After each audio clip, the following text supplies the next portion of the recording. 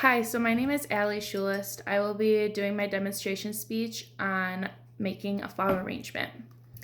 So what do you think goes into making a flower arrangement? Do you think it's just placing flowers in a container and moving them around until they look pretty? Well, a flower arrangement isn't as simple as just sticking flowers in a vase and calling it good. There are multiple aspects of design when thinking about such a project. Color, light, space, line, pattern, size, those are just a few of the elements that the designer needs to be aware of. Floral arrangements can also depend on the type of container being used, which then affects the height of the floral arrangement. I will touch base on the aspects of creating a beautiful floral arrangement as I show you how each affects the overall bouquet. I have been designing floral arrangements since I was very little with the help of my mother. The booklet I referred to as a refresher is The Principles of Floral Arrangement by the Baxter County Master Gardeners.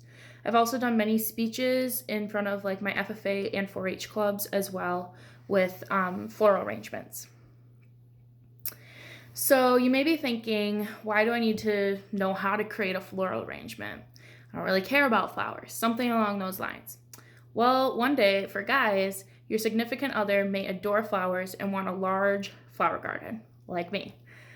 What better way to surprise her than creating a floral arrangement with flowers she has put time and love into? I can promise she will be the happiest girl in the world that you put so much thought and time into making her happy. Plus, it saves you at least $50 since you don't have to go buy a bouquet from the store. Girls, well, most of us love flowers, and just a simple arrangement will bring a smile to our faces. They're also great for holidays and other special occasions. Flowers really just can make anyone feel appreciated and loved. So to start out with our demonstration, so I'm going to be designing mine in a jar. So the jar I filled about almost not quite to the top with water. You want a little bit of space. You don't want to fill the jar all the way up. Also, when you go and you get flowers, this isn't a necessity, but I went and bought flowers. They come with a little flower food packet, which is like some fertilizer. It also makes the flowers last longer. So you got to do it that. If you go buy flowers, you just dump it right into the container. And you just kind of swirl it around. And then it'll dissolve and it'll suck up into the flowers, which will make them last longer. So I'm going to be using a jar. So my jar is a quart-sized jar. So I'm going to want, with my flowers, I'm going to want to cut them these are probably already good cut. Some of them I may cut a little bit shorter to add the dimension and the height. So I'll be designing a line flower arrangement. So it's just going to come straight up and bush out on top. So first things first. So we're going to do our focus flowers first. So in this, I just got a packet from the store, but this is a hydrangea.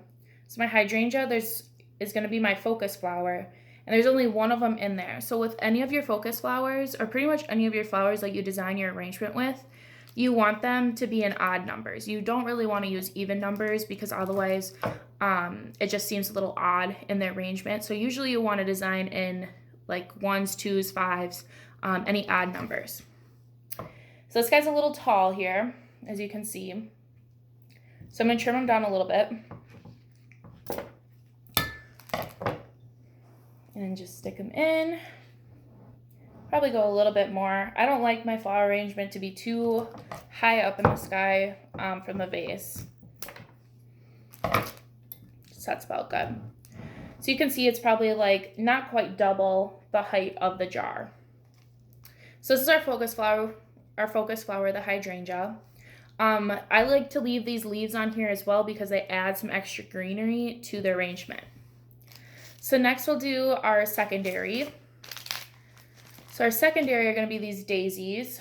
And they also have this little strand thing on there to help stabilize the flower itself. So I'm going to want these to be about the same height, maybe a little bit shorter than our focus flower. So you kind of just guess as you go. And then if you need to bring it down a little bit more, then you do so. There's that one, and then there's another one here. You can design in like even numbers. I know this arrangement is gonna, like, there's only 2 of these flowers in here. I would have preferred there to be 3, but with the packet that I bought, there's only 2 in there, so we'll make do with it. It's usually not ideal to have even numbers like I was saying, but so it goes. So the next, we'll kind of do, so here we have kind of our focus flowers. I would say mostly these daisies and this hydrangea will be like our 3 focus flowers. I know I said the daisies will be our secondary, but with looking at the flowers that we have, probably the next ones are going to be our secondary. So the whites are going to be our focus.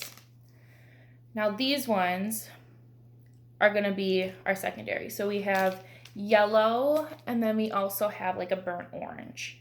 So these are going to be our secondary. They're not quite as big as our focus flowers, but they still add, obviously, to the arrangement. Secondary flowers, I'd probably say, besides your focus, they're going to be, personally to me, they're going to be the most important, just because they add so much to the arrangement. I also, if I know that they're going to be in water, I like to scrape the bottom little leaves off, because otherwise they'll rot and they'll get the water all yucky. And we obviously do not want that. So there's usually quite a few secondary flowers. They just add more color, add a fuller arrangement. You can cut these down to pretty much any size you want. Like, you know, you like to have taller ones, you like to have shorter ones, all sorts of them.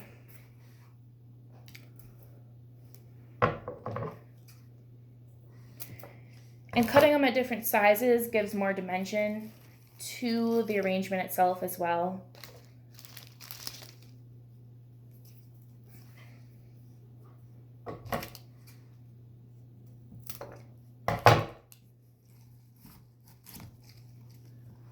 So there we go. We got some color in here.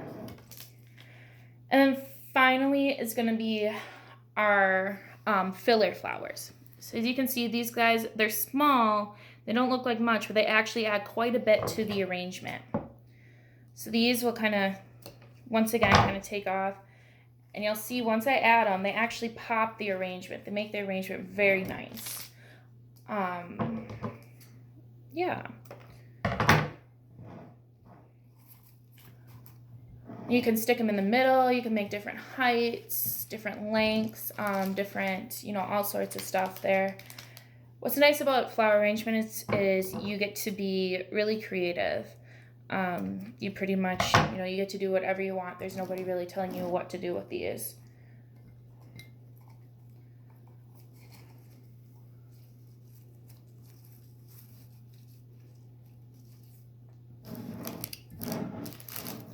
See if I have one more of those. Okay. So you can kind of tuck them and then arrange. I'll kind of. So this is the floral arrangement. As you can see, is definitely as quick as fast, but it also is very beautiful.